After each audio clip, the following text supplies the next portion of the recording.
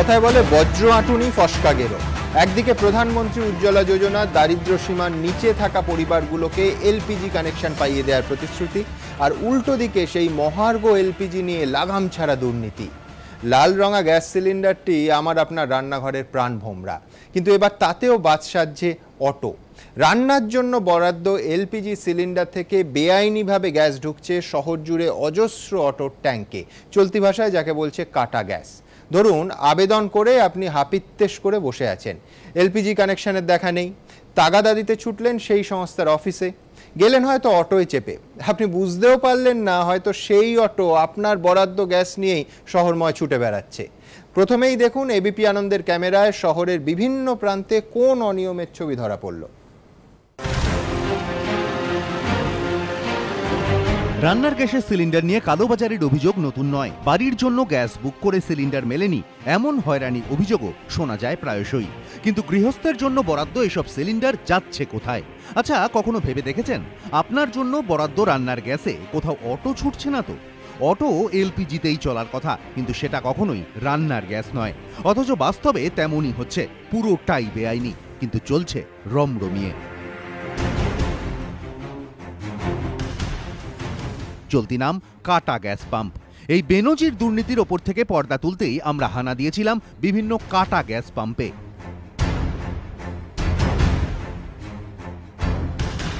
এই মিটারেই কিন্তু ইন্ডিকেট করে যে অটোতে বা অন্য গাড়িতে কত গ্যাস ফিল করা হলো। এই জায়গায় আমরা দেখতে পাচ্ছি একটি মেশিন রয়েছে, যেটা আমরা জানতে পারলাম যে মেশিন এইভাবে টানলে কিন্তু গ্যাস ফিল করা হয়। বেআইনি কাজের এই আরোপকে কেউ সিলিন্ডারের মিনি গুদাম বলেও ভুল করতে পারেন। কাটা গ্যাস পাম্পের মালিক বেআইনি কারবার করার যুক্তি খুঁজতে ব্যস্ত। আসলে আমি গরিব মানুষ, আমি একটা হ্যান্ডিক্যাপ, এই যে অ্যাক্সিডেন্টে ভেঙে গেছে। হ্যাঁ, কি কোথায় হ্যান্ডিক্যাপ? আমার এই যে আপনারা দেখেন কোথায়? হ্যাঁ, যাই হোক, হ্যাঁ, আমি তার জন্য এটা করে থাকি। বেআইনি এখন দেখুন আমার পেটের জ্বালায় আমি করি। মধ্যমগ্রাম থেকে সোদপুর প্রায় 3 কিলোমিটার রাস্তা। পথের দুধারে চোখে পড়ল এরকম অজস্র কাটা গ্যাসের পাম্প। অটো এসে দাঁড়াচ্ছে, গ্যাস ভরছে। এরকমই আরেকটি কাটা গ্যাস পাম্পে ঢুকলাম আমরা। সেখানে তখন অটোতে গ্যাস ভরা হচ্ছে। ক্যামেরার সামনে পড়ে পাম্পের মালিক তখন পালাতে পারলে বাঁচেন। তোমার নাম মানুষ তো না? এটা কি করছো? গ্যাস দিচ্ছে। হ্যাঁ, গ্যাস দিচ্ছে। পালিয়ে যাচ্ছ কেন? আরে শোনো না ভাই, পালিয়ে যাচ্ছ কেন? আরে পালিয়ে যাচ্ছ কেন? দেখো অটো চলে যাচ্ছে, দেখো এই অটো চলে যাচ্ছে। দাদা, বেগতিক বুঝে অটো চালকরাও অটো ঘুরিয়ে দৌড় দিলেন। দাদা, এরপর সোদপুরের দিকে এগোলাম আমরা। বেশি দূর যেতে হলো না। পাম্পের মালিক তো ক্যামেরা দেখেই তড়িঘড়ি ঘরে তালা ঝোলানোর চেষ্টা করলেন। বন্ধ করবেন না প্লিজ, প্লিজ প্লিজ প্লিজ, না না প্লিজ বন্ধ করবেন না, এটা আপনি করবেন না, আপনি এটা করতে পারেন। এটা দরজা খুলতেই অবশ্য বোঝা গেল কি আড়াল করার চেষ্টা। একটি গোডাউন, ছোট গোডাউন, প্রায় 50টি রান্না গ্যাসের সিলিন্ডার, একটি মেশিন এখানে রাখা রয়েছে। বেআইনি কাণ্ড কারখানা তো ধরা পড়ে গিয়েছে, নিজে বাঁচতে মালিকের মরিয়া চেষ্টা দেখুন। আরে কথা বলবেন না, কিন্তু গ্যাসটা কার সেটা বলবেন। আবার কথা বলবো না, কেন পালিয়ে যাচ্ছেন? বেআইনিভাবে গ্যাস রেখেছেন, আপনি পালাচ্ছেন কেন? তবে ভাববেন না শুধু মধ্যমগ্রাম থেকে সোদপুরের মাঝেই এই কারবারের একমাত্র ঘাঁটি। সোদপুর থেকে আমরা গেলাম বাঙুরে। ভিআইপি রোড থেকে নামতেই ডান দিকে একটি সরু রাস্তা ঢুকে যায়। নজরে পড়ল গ্যাস সিলিন্ডার এক ডেলিভারি বয় ভ্যান থেকে সিলিন্ডার নামাচ্ছে। সন্দেহের বশে ঢুকে দেখা গেল যা ভাবা হয়েছিল ঠিক তাই। একইভাবে ওজন যন্ত্রের ওপর সিলিন্ডার বসিয়ে সেখান থেকে অটোয় গ্যাস ভরা হচ্ছে। এটা কি হচ্ছে? এটা চুন্নুদার ব্যবসা। চুন্নুদার ব্যবসা? চুন্নুদা কি করে, কোথায় থাকে? চুন্নুদার আগে হয়েছে তপসিয়া। তপসিয়া? তো এটা কি ব্যবসা? ব্যবসাটা কি? অটোতে গ্যাস ভরা। ফোন নম্বর নিয়ে চুন্নু মিয়াকে ফোনও করি আমরা।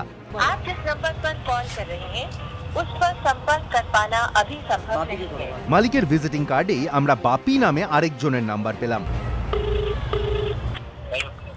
বাপি বলছেন? আচ্ছা, চুন্নু মিয়ার সঙ্গে কথা হবে? চুন্নুদার নাম্বারটা দিয়ে দাও। চুন্নুদার নাম্বার দিয়েছি, চুন্নুদাকে ফোনে পাওয়া যাচ্ছে না। কালকে চলে আসবে চুন্নুদা। বোঝা গেল বেআইনি কীর্তিকলাপ ফাঁস হয়ে যাওয়ায় কেউই সামনে আসতে চাইছেন না।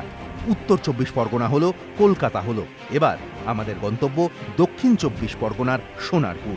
বাইরে থেকে এই বাড়িটি দেখে বোঝার উপায় নেই, ঢুকে তো আমাদের চোখ কপালে উঠে গেল। কি হচ্ছে? গ্যাস।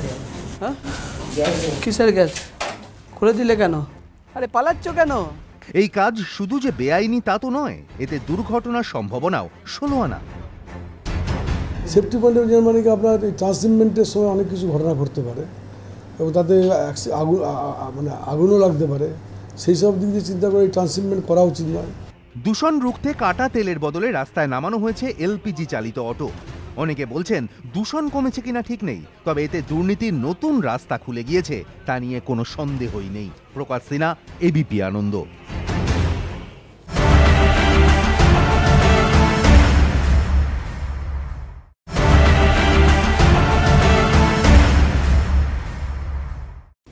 আমি কৃষ্ণকলি রায়কে দিয়ে শুরু করব। দেখুন, 10 লক্ষ টাকার ওপর যদি আপনার রোজগার হয় তাহলে তো আপনি ভর্তুকি পাচ্ছেন না, ঠিক আছে। তার নিচে হলে আধার কার্ড লাগবে, আপনার সমস্ত আছে, আধার কার্ড আছে, অ্যাপ্লাই করে বসে আছেন, গালে হাত দিয়ে অপেক্ষা করছেন, পাচ্ছেন না। অথচ সিলিন্ডারের পর সিলিন্ডার অটোয় করে কলকাতা, উত্তর 24 পরগনা, দক্ষিণ 24 পরগনা রমরমিয়ে কালোবাজারি চলছে। কতটা ফ্রাস্ট্রেটিং একজন সাধারণ কানেকশনহীন মানুষের পক্ষে। দেখুন, প্রথমে যেটা মনে হয় যে আমরা ভারতবাসী, তো সেই জন্য এরকম দুর্নীতিগুলো দেখে খুব অভ্যস্ত হয়ে গেছি। তো এটা আমাদের দেশে আইন না থাকাটাই আইন। তো দেখলাম যে যেটা সাবসিডাইজড এলপিজি আমাদের জন্য ডোমেস্টিক পারপাসের জন্য দেওয়া হয়, সেটা চলে যাচ্ছে অন্যদের কাছে। আমরা হাপিত্তেশ করে বসে আছি, আমার প্রয়োজনের গ্যাসটা আমি পাচ্ছি না। তো সেটা থামানোর বা বন্ধ করার তো প্রথম যাদের দায়িত্ব প্রশাসন, তারা নিশ্চয়ই কাজটা করছে না। তার কারণ হচ্ছে যে এটা তো চোখের আড়ালে হচ্ছে, অন্ধকারে হচ্ছে, রাতের অন্ধকারে হচ্ছে এরকম নয়। তো অটোগুলো সামনে দিয়ে আসছে, নিচ্ছে প্রতিদিন প্রকাশ্যে। হ্যাঁ, তাহলে প্রশাসন নিশ্চয়ই তাদের কাজটা করছে না। তার ভুক্তভোগী আমাদের মতো সাধারণ মানুষ, যাদের হাত পাটা বাঁধা। আমি তো কিছু করতে পারছি না, আমি শুধু সাফার করছি। তো আমার সেটাই অসুবিধা। আমি দেখলাম, দেখে ব্যথিত হলাম যে আমি এমন একটা দেশে জন্মেছি যেখানে প্রশাসন তার কাজটা করে না, যে ব্যবস্থা নেওয়া উচিত সেটা নেয় না। এবং তার জন্য আমরা ভুক্তভোগী, যারা মধ্যবিত্ত এবং যাদের কিন্তু আমরা প্রিভিলেজ ক্লাস নই, আমার কিন্তু এই ভর্তুকিটা প্রয়োজন, সেখানে আমি পাচ্ছি না। তো ন্যাচারালি আমার দেখে আমার আবেদন যে সরকারের কাছে, যে তারা দেখুন এবং তারা ব্যবস্থা গ্রহণ করুন। এটা কিন্তু এই সাবসিডিটা দেওয়ার জন্য কিন্তু সরকারকে অনেকটা দায়িত্ব নিতে হয়, অনেকটা টাকার মূল্য দিতে হয়। সেখানে তারাই যদি অ্যালাউ করে দেন, প্রশাসন কাজ না করে বন্ধ না করছে, তাহলে তো সরকারেরও সেটা লস, আমাদের লস। আমি দেখাবো যে পুলিশ প্রশাসনের চোখের সামনে কিভাবে দিনের পর দিন এই ঘটনা ঘটছে এবং তারা দেখেও চোখ বন্ধ করে আছেন। দেখুন, রান্নার গ্যাসে বেআইনিভাবে চলছে অটো, দিনের আলোয় খোলাখুলি বেআইনি কারবার। কিন্তু পুলিশ কি করছে? কাটা গ্যাস পাম্পের মালিকদের এসব নিয়ে কোনো মাথা ব্যথা নেই, বরং পুলিশকে নিয়ে তারা বেশ নিশ্চিন্ত। পুলিশকে বলে করি আমি। পুলিশকে বলে করেন, পুলিশ বারণ করে না। তারাও কম বেশি কিছু দিতে হয় তাদের। বেআইনি কারবারিদের যোগাযোগ যে কত দূর পর্যন্ত সেটা আরও পরিষ্কার হলো খোদ উর্দিধারীদের সঙ্গে কথা বলে। মধ্যমগ্রামের এই বেআইনি কাটা গ্যাস পাম্প থেকে ঢিলছোড়া দূরত্বে আমরা 2 ট্রাফিক পুলিশের কর্মীকে দেখলাম। শুনুন তাদের উত্তর। আমাদের কিছু করে না, আমাদের সুপিরিয়র অফিসার যদি কিছু না করতে পারে, আমরা ছোট অফিসার, আমরা কি করবো? ব্যারাকপুর কমিশনারেটের গোয়েন্দা প্রধান অজয় ঠাকুর অবশ্য জানিয়েছেন, এরকম অভিযোগ পেয়ে আগেও আমরা কাটা গ্যাস পাম্পে অভিযান চালিয়েছি, ভবিষ্যতেও অভিযান চলবে। শুধু মধ্যমগ্রাম নয়, বাঙুরের এক কাটা গ্যাস পাম্পের কর্মীর মুখেও পুলিশের ভূমিকা নিয়ে শোনা গেল একই কথা। ইলেকট্রন ফেকটন সব থানাতে আমরা কথা বলেই করি এগুলো। থানাতে কথা বলে, থানা জানে পুরো ব্যাপারটা।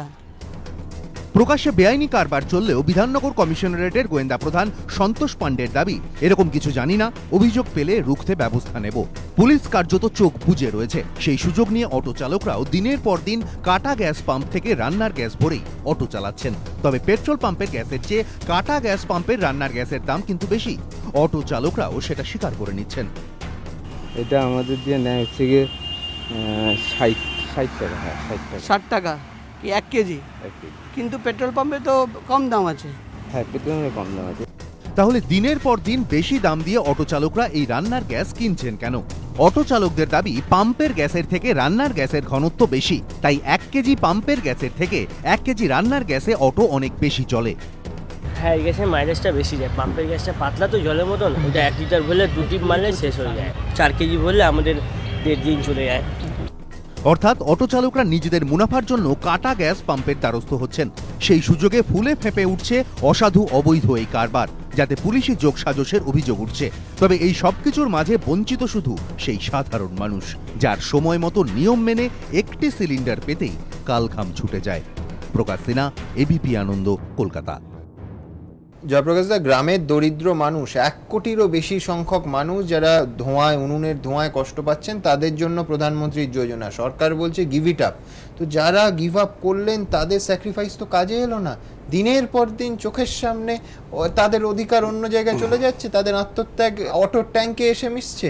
কৃষ্ণকলি রায় যেটা বললেন উনি একটুখানি জেনারেলাইজ করে দিলেন যে ভারতবর্ষে জন্মেছি সেইটা মেনে নিলেন দুর্নীতি হবে, আর সরকারের কথা বললেন, আইডেন্টিফাই করলেন না যে দুটো সরকার আছে, কেন্দ্রীয় সরকার, রাজ্য সরকার,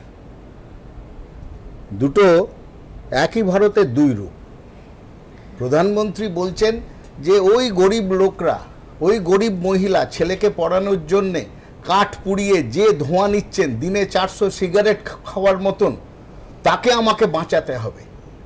বাঁচাতে তিনি কি বললেন, তাদের ঘরে গ্যাস পৌঁছতে হবে, সেটার জন্য গিভ ইট আপের ডাক দিলেন। 1 কোটির বেশি লোক এবং কিরকম মানুষের এই ভারতবর্ষ, যার জন্য কৃষ্ণকলিদি বললেন না হলো, কিন্তু এই আমি বলছি সেটাতে আসছে অনেক নিচে বা উপরে গেছে। আগে পজিটিভ ডিস্ট্রিবিউটর, পজিটিভ সাইনটা হচ্ছে স্বেচ্ছায় 1 কোটির ওপর ভারতবাসী তারা সাবসিডাইজড গ্যাস ছেড়ে দিলেন যাতে সেই গ্যাসের পরিমাণটা পৌঁছয় গরিবদের কাছে। এটা ভারতবর্ষের চিহ্ন নরেন্দ্র মোদী সরকারের। এবার চলে আসুন রাজ্য সরকারের। অন্য কোনো রাজ্য থেকে শুনছি না তো, এগুলো তো পশ্চিমবঙ্গে। পশ্চিমবঙ্গে পুলিশের নাকের ডগায়, তৃণমূলের নেতাদের সাহায্যে, প্রশাসনের সাহায্যে এই সব কাণ্ড হচ্ছে।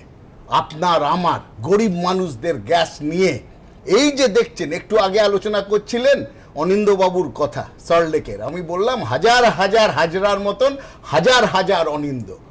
আর এখন আমাদের সরকার বা আমাদের পশ্চিমবঙ্গে যেখানে টিপে দেখবেন সেটাই পচা আলুর মতন দেখবেন পচে গেছে।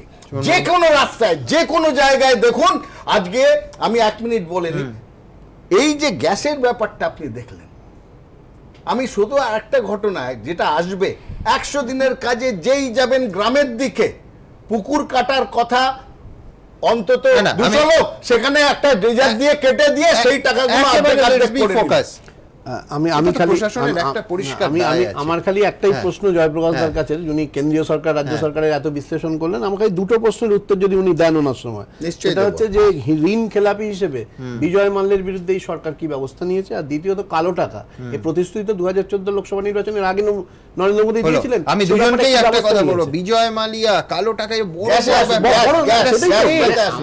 আমার কথা হচ্ছে যে বড় জায়গাগুলোকে যদি আমি বন্ধ করতে না পারি, যেমন যে কথাটা অনেক বেশি গ্যাসের ক্ষেত্রে উল্লেখযোগ্য, যে কেন্দ্রীয় সরকার ঘোষণা করেছে 30 সেপ্টেম্বর 2016 পরে যার আধার কার্ড থাকবে না তার ব্যাংক অ্যাকাউন্টে ভর্তুকি গিয়ে পৌঁছবে না। এত বড় এই যে একটা স্বৈরতান্ত্রিক সিদ্ধান্ত, এই সিদ্ধান্তের বিরুদ্ধে কেন্দ্রীয় সরকারের বিরুদ্ধে বলা উচিত আমাদের প্রত্যেকের। প্রচুর যুক্তি আছে, সুপ্রিম কোর্টের রায় আছে, আমি তা বলছি না, কিন্তু আমি প্রতিদিন বেআইনিভাবে আপনার সাবসিডাইজ গ্যাস সিলিন্ডার থেকে অথবা নন সাবসিডাইজ গ্যাস সিলিন্ডার থেকে এই চুরি হচ্ছে। শহরতলিময় অটো ঘুরে বেড়াচ্ছে। না, সেগুলো তো নিশ্চয়ই বন্ধ করার দাবি উঠবে। কথাটা যদি আমার কথা হচ্ছে যে আমরা শুধু দুর্নীতিটাকে যদি আমি বলছি যিনি ব্যবসা করছেন তিনি বলছেন যে পুলিশের উপর নিশ্চয়ই তার বিরুদ্ধে যাতে সরকার রাজ্য সরকার ব্যবস্থা নেয়, নিশ্চয়ই তার দাবিটা উঠবে। কিন্তু শুধু একমুখে দেখলে তো হবে না। আজকে ভারতবর্ষের এই স্ট্রাকচারটা দেখতে হবে, ভারতবর্ষের মানুষের অবস্থাটা দেখতে হবে, এবং সেখানে এই ভর্তুকি তুলে দেওয়ার যে নীতি 1991 সালে কংগ্রেসের আমলে শুরু হয়েছিল, আজকে 25তম বছর উদারীকরণে, তাহলে তো আমরা ক্রমশ দেখছি যে মোদী সরকার তার প্লিজ একটু ভর্তুকি বন্ধ করার একটা প্রক্রিয়া, শুধু 100 দিন, তার সঙ্গে গ্যাসের সঙ্গে 100 দিন, না সেটা নিয়ে তো যুক্তি আছে। মানে আমি বলছি কৃষ্ণকলি আমার সাথে একমত হবেন যে পার্লামেন্টের ক্যান্টিনের তো সাবসিডি সাংসদদের মাইনে বাড়ার কথা হচ্ছে। আমরা ইস্যুটা থেকে সরে যাচ্ছি, তার কারণ হচ্ছে আমার মনে হয় আমার কথাগুলো শুনে মনে হলো যে আমাদের হচ্ছে দুটো যুযুধান পক্ষ, যে একটা সেন্ট্রাল গভর্নমেন্ট, একটা স্টেট গভর্নমেন্ট। আমরা যে একই মানে দেশের বাসিন্দা এবং এই দেশটা ইন্ডিয়া শাইনিং করছি, সেই শাইনিংটা করতে গেলে কিন্তু প্রথম কথা হচ্ছে এই ভাগটা করা চলবে না। আমরা একটাই দেশ, বন্ধ করার একটা প্রশ্ন করি, আপনি বলুন। কিন্তু এই যে দেখালো একটার পর একটা, সুমন বাবুরা দেখালেন যে রাস্তার ধারে ছোট ছোট কয়েকশো গ্যাসের এটা বন্ধ করার দায়িত্ব কার? এটা বন্ধ করার দায়িত্ব নিশ্চয়ই প্রশাসনের। সেটা কোন আপনি প্রশাসন? কাদের প্রশাসন? রাজ্য প্রশাসন। বলুন, ঠিক আছে, রাজ্য সরকারের প্রশাসন, পুলিশের আমার মনে দায়িত্ব হয় এটা। ব্যাস, এটাই আমার কথা। আপনি ইস্যুটা থেকেই সরে যাচ্ছেন আমার মনে হয়। এটাই ইস্যু আজকে। আমরা এই চুরি হচ্ছে কেন? এটাই ইস্যু আজকে। থেকে বড় কথা, ডোমেস্টিক যে এই সাবসিডাইজড গ্যাস, সেটা ডোমেস্টিক ব্যবহারের জন্য সেটা চলে যাচ্ছে কমার্শিয়াল ব্যবহারের জন্য। এটা তো এই চুরিটাই করে, এই চুরির কারণে কি হচ্ছে? আরো বলছে যে তুমি ছেড়ে দাও, ছেড়ে দাও। আপনাকে বলছে না, যাদের ক্ষমতা আছে তাদের বলছে গিভ ইট আপ। ভারতবর্ষের সমস্যা তো রয়েছে, আপনাকে তো প্রায়োরিটি দিচ্ছে না। আজকে আপনি বলুন যে ইউসিসি স্কলারশিপ থেকে শুরু করে সমস্ত কিছুর ক্ষেত্রে কেন আজকে আধারকে বাধ্যতামূলক করা হচ্ছে? স্কলারশিপ যারা পাচ্ছে তাদের তো নির্দিষ্ট তাদের প্যান নাম্বার আছে, তার ভিত্তিতে আমি দ্রুত এই জায়গাটা সম্পর্কে আমাদের সঠিক যারা অ্যাপ্লাই করেছেন তারা এলপিজি গ্যাসের অপেক্ষায় কার্যত গালে হাত দিয়ে অপেক্ষা করছেন, একদিন নয় দিনের পর দিন। আর তাদের যে গ্যাসটা পাওয়ার কথা ছিল সেটা প্রতিদিন এইভাবে অপব্যবহার হচ্ছে। आप एक सिलेंडर छोड़ते हो तो मैं वो सिलेंडर उस घर को देना चाहता हूं जिसमें लकड़ी का चूल्हा है। ये अब आप फोन में क्या कर रहे हैं? अपनी एलपीजी सब्सिडी गिव अप कर रहा हूं। अचानक क्यों? मैंने अपनी मां को लकड़ियां चुनते हुए देखा है। প্রধানমন্ত্রী বলছেন তার স্বপ্ন প্রতিটি ঘরে রান্নার গ্যাস পৌঁছে দেওয়া। তার জন্য কখনো ভর্তুকিযুক্ত সিলিন্ডারের সংখ্যা বেঁধে দেওয়া হচ্ছে, কখনো ভর্তুকি ছেড়ে দিতে বলা হচ্ছে, কখনো আবার আধার কার্ড না থাকলে রান্নার গ্যাসের ভর্তুকি পাওয়া যাবে না বলা হচ্ছে। এরকম নিত্য নতুন নানা বিধিনিষেধে জেরবার সাধারণ মানুষ। একটা সিলিন্ডার পেতে কতটা হ্যাপা! উল্টো দিকে বেআইনিভাবে সিলিন্ডার পেতে কিন্তু এতটুকুও সময় লাগছে না। রাস্তার ধারে কাটা গ্যাস পাম্প, থুরি খুপড়ি ঘরে সারি সারি দাঁড় করানো রান্নার গ্যাসের সিলিন্ডার। আর সত্যি যেসব গরিব মানুষ পয়সা দিয়ে ন্যায্যভাবে সিলিন্ডার পেতে চাইছে তাদের সামনে হাজারো বাধা। যেমন বউবাজারের বাসিন্দা এই প্রৌঢ়া ছেলের সঙ্গে একটি এক কামরার ছোট্ট ঘরে থাকেন। স্টোভে রান্না করতে হয়, তাই একটু একটু করে টাকা পয়সা জমিয়ে রান্নার গ্যাসের জন্য আবেদন করেছিলেন, কিন্তু শেষমেশ গ্যাস মেলেনি, কারণ তার আলাদা রান্নাঘর নেই। 17-18 साल हो गया है शादी का, तब से गैस नहीं मेरे पास। तो आपने कभी अप्लाई नहीं किया? ये 6 महीने पहले किए थे, तो आकर के वही बोले कि आपको एक किचन नहीं है, खिड़की नहीं है, तो सिवा ऐसा नहीं हो पाएगा आपका। बहुत परेशानी है खाना बनाने में चूल्हा में। অনেকে বলছেন প্রধানমন্ত্রী যে সাধারণ মানুষের কাছে গ্যাস পৌঁছে দেবার কথা বলছেন তাদের কজনের বড় বাড়ি, আলাদা রান্নাঘর থাকে, তাই বলে তারা গ্যাস পাবেন না? বিপদের সম্ভাবনা তো বেআইনি কারবারেও রয়েছে, কই তা তো আটকাচ্ছে না। অবশ্য যাদের বাড়িতে গ্যাস রয়েছে তাদেরও যে সব সমস্যা মিটে গিয়েছে এমন নয়, সেখানেও অজস্র জটিলতা। অনেকেই গ্যাস বুক করে ঠিকমতো গ্যাস পাচ্ছেন না বলে অভিযোগ। তাদের দাবি নিয়ম মেনে গ্যাস নিতে গিয়েও ডেলিভারি ম্যানকে বাড়তি টাকা দিতে হয়। ডেলিভারি ম্যান আসে, ও 600 টাকা, কখনো 620 টাকা নিয়ে যায়, আর স্লিপটা 566 টাকা স্লিপ দিয়ে যায়। আমি হ্যাঁ 50 টাকা, 30 টাকা, 40 টাকা এরকম নিয়ে যায় ও হর মাসে। অথচ দেখুন বেআইনি কারবারিদের কাছে গ্যাসের ডেলিভারি ম্যানরা কিভাবে একের পর এক সিলিন্ডার নামিয়ে দিয়ে যাচ্ছেন। অনেকে প্রশ্ন তুলছেন, তাহলে যারা নিয়ম মানবেন তাদের জন্যই যত বাধা? নিয়ম ভাঙলেই গ্যাস পাওয়া জলের মতো সহজ। প্রকাশ সিনহা, এবিপি আনন্দ, কলকাতা। আপনাদের সবার কাছে আমার প্রশ্ন, যে পুলিশ প্রশাসনের ভূমিকা তো আছে, ডিস্ট্রিবিউটরদের ভূমিকা কেউ জানেন না এটা হতে পারে না? ঠিক আপনারা যেটা দেখালেন, হ্যাঁ, মোদির কিন্তু যে স্বপ্নটা, না না স্বপ্ন সদুদ্দেশ্য এইগুলো নিয়ে সংশয় নেই, কথাটা ওই রূপায়ণের ক্ষেত্রেই আসছে। যখনই আসছে মনে করুন আমাদের রাজ্যে, সেখানটাতে পুলিশ আর প্রশাসন আর কিছু গ্যাস ডিলার একসঙ্গে হয়ে যে চল লুট করি, আর সেটা আটকানোর দায়িত্ব যে প্রশাসনের, যে পুলিশের, তারা যদি না করে, ওই যে বললাম পচা ব্যবস্থা হয়ে গেছে। যতই ভালো জিনিস ঢালুন না কেন পচে যাচ্ছে এখানে। অন্য রাজ্যে হচ্ছে না কেন?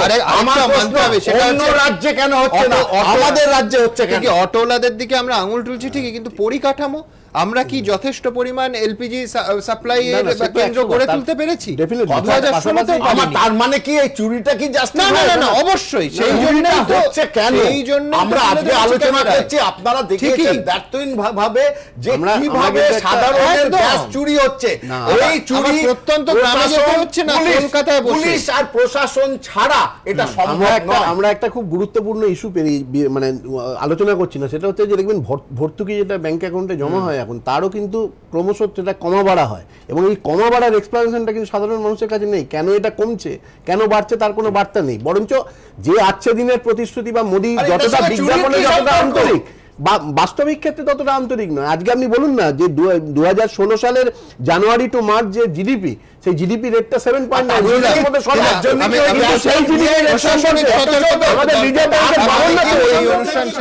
আপনাদের দেখাবো যে প্রশ্নটা, একদিকে ডিস্ট্রিবিউটর, অন্যদিকে এলপিজি অটোতে যাতে বৈধভাবে ভরা যায় সেই পরিকাঠামো কতটা তৈরি করতে পেরেছি আমরা, কতটা তৈরি রয়েছে এ রাজ্যে।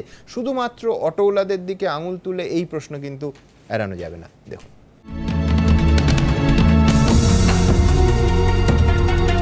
এলাকার গ্যাস ডিলারের গুদাম নয় এই ছবি বেআইনি কাটা গ্যাস পাম্পের। নিয়ম মতো সময় মতো একটা সিলিন্ডার পেতে সাধারণ মানুষকে হাজারো হ্যাপা পোহাতে হয়, কিন্তু বেআইনি এই কারবারিদের সেসব সমস্যা নেই। রান্নার গ্যাসের সিলিন্ডার থেকে এভাবেই বেআইনিভাবে গ্যাস ভরা হচ্ছে অটোয়। যে গ্যাস ভরার কথা পেট্রোল পাম্প থেকে, তা যাচ্ছে গৃহস্থের হেঁসেলের জন্য বরাদ্দ রান্নার গ্যাস থেকে। অটো এলপিজির জন্য আলাদা গ্যাস আছে, যার কম্পোজিশন, যেটাকে অটো এলপিজি বলছে, তার কেমিক্যাল কম্পোজিশনই আলাদা। এই বেআইনি কারবারের নেপথ্যে পরিকাঠামোর অভাবকে অজুহাত হিসেবে খাড়া করছেন অটো চালকরা। পাম্পে ঠিকঠাক মতন গ্যাস থাকে না, কখনো আজকে গ্যাস নেই তো 1 সপ্তাহ পর গ্যাস আছে, কোনো পাম্পে গ্যাসের সিস্টেম আছে তো গ্যাস নিয়ে আসে না ওরা, এই হয়।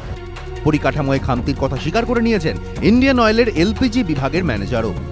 কিন্তু সেল তেমন কিছু বাড়ছে না অটো এলপিজি। গত বছরের তুলনায় এই বছর আমরা নেগেটিভ আছি, গত বছর তুলনায় প্রায় 5% নেগেটিভ আমরা চলছি এখন পর্যন্ত। তো একটা থ্রেড আসছে অটো এলপিজি স্টেশন। কিন্তু স্রেফ পেট্রোল পাম্প কম বলে এভাবে সাধারণ মানুষকে প্রাপ্য থেকে বঞ্চিত রেখে দুর্নীতি হবে? অনেকে বলছেন গ্যাস ডিস্ট্রিবিউটরদের মদত ছাড়া কি দিনের পর দিন এটা সম্ভব? কারণ তাদের গুদাম থেকেই তো ঝুপড়ির অবৈধ কারবারিদের কাছে পৌঁছে যাচ্ছে শয়ে শয়ে সিলিন্ডার, যদিও ডিস্ট্রিবিউটররা পাল্টা দায় চাপাচ্ছেন প্রশাসনের ওপর। এই ডেলিভারি ম্যানদের কাছ থেকে কিভাবে বাইরে চলে যাচ্ছে, এটা তো প্রশাসনকে খুব ভিজিলেন্স রাখতে হবে যে কোথায় এইরকম টাইপের হচ্ছে। যেসব জায়গায় হচ্ছে সেখানে রেড করে, ইবি ডিপার্টমেন্ট আছে, আমাদের লোকাল প্রশাসন আছে। দায় নিয়ে এই চাপান উত্তরের মাঝে ক্ষতি তো হচ্ছে সাধারণ মানুষের। তারা যে শুধু রান্নার গ্যাস থেকে বঞ্চিত হচ্ছেন তা তো নয়, রান্নার গ্যাস অটোয় ভরার ফলে তা থেকে দূষণও ছড়াচ্ছে। এই প্রেক্ষিতে অনেকে প্রশ্ন তুলছেন, দূষণ এড়াতে তো সবথেকে ভালো সিএনজি বা কম্প্রেসড ন্যাচারাল গ্যাস চালিত অটো। এ রাজ্যে এখনো তা চালু করা গেল না কেন? পরিবেশ দূষণ নিয়ে কলকাতা হাইকোর্টে গ্রিন বেঞ্চে একটি মামলা করেন পরিবেশবিদ সুভাষ দত্ত। সিএনজি চালিত অটো চালু করতে না পারার জন্য তিনি কেন্দ্র রাজ্য দুপক্ষের গাফিলতিকেই দায়ী করেছেন। আমার মনে হয় কেন্দ্রের উদাসীনতা এবং রাজ্যের অবহেলা। আদালত ভীষণভাবে অসন্তোষ প্রকাশ করেছে এবং দুপক্ষকে এইভাবে ঝগড়া করতে না করেছে, এবং কলকাতার জন্য পরিবেশ বান্ধব জ্বালানি যাতে আসে এটাকে দেখতে বলা হয়েছে। এই দূষণের ফলও হচ্ছে মারাত্মক। পেট্রোলিয়াম প্রোডাক্টস যেগুলো জলে আর কি, তাতে আমাদের কিছু কিছু জিনিস বাতাসে মিশে যায়। এদের দুটো ব্যাপার আছে, একটা হচ্ছে শরীরের জন্য ক্ষতি, আর একটা হচ্ছে আমাদের পরিবেশের জন্য ক্ষতি। পরিবেশের জন্য ক্ষতির একটা বড় দিক হচ্ছে greenhouse effect. Mayor Sovan Chattopadhyay বলছেন তারা সিএনজি চালুর কথা ভাবছেন। সিএনজি যদি বিভিন্ন অয়েল কোম্পানিগুলো অ্যারেঞ্জ করতে পারে, তাহলে কলকাতা শহরে ভেবে দেখা যেতে পারে যে অটোগুলো যদি সিএনজিতে চলে, এর চেয়ে ভালো জিনিস কিছু হতে পারে না। কিন্তু কবে সেই প্রক্রিয়া সম্পূর্ণ হবে? কবে দূষণমুক্ত পরিবেশে স্বস্তিতে শ্বাস নেবে শহরবাসী? কবে বন্ধ হবে গ্যাস নিয়ে এই দুর্নীতি? প্রকাশ সিনহা, সৌভিক মজুমদার ও অর্ণব মুখোপাধ্যায়, এবিপি আনন্দ।